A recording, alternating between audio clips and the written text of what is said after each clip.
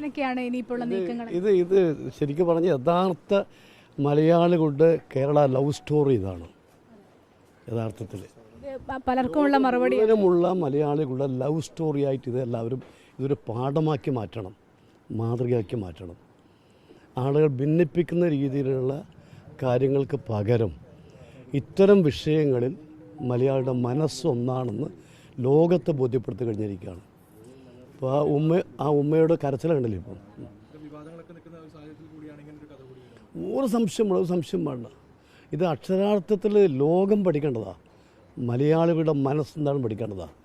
മലയാളിയുടെ ഐക്യം, മലയാളികളുടെ വിഷയം വന്നാൽ അവിടെ ഉണ്ടാകുന്ന ഐക്യം, ഒത്തുചേരൽ. ഇതിപ്പോൾ നേരത്തെ പറഞ്ഞില്ലേ, ഈ ഭാരവാഹികൾ പറഞ്ഞല്ലോ, ആദ്യം ആശങ്കയായിരുന്നു ഈ പണം ഉണ്ടാക്കാൻ പറ്റും. പക്ഷേ അറിയാതെ ഒടുവിൽ ഒരു 9 മിനിറ്റ് കൊണ്ടൊക്കെ 1 കോടി സ്വരൂപിച്ച് പറഞ്ഞാൽ ചെറിയ കാര്യമല്ല. ഒരാൾ ജീവനാണ് രക്ഷപ്പെടുന്നവരേക്കണം, ഒരാൾ ജീവൻ രക്ഷിക്കാണ് ആലോചിക്കണം. അതുകൊണ്ട് മലയാളിയുടെ മനസ്സെന്ന് പറഞ്ഞ എല്ലാ കാലത്തും എല്ലാറ്റിനും മീതെയാണ്. കേരള സ്റ്റോറിയൊക്കെ പ്രചരിപ്പിക്കുന്ന ഒരു സമയം കൂടിയാണ്. സംശയം എന്താ? അതുകൊണ്ടാണ് ഞാൻ പറഞ്ഞത് മലയാളികളുടെ യഥാർത്ഥ കേരള ലവ് സ്റ്റോറി ഇതാണ്. ഏത് മറ്റേ ലവ് സ്റ്റോറി അല്ല, മനസ്സിലായില്ലേ? ഇതാണ് യഥാർത്ഥ ലവ് സ്റ്റോറി.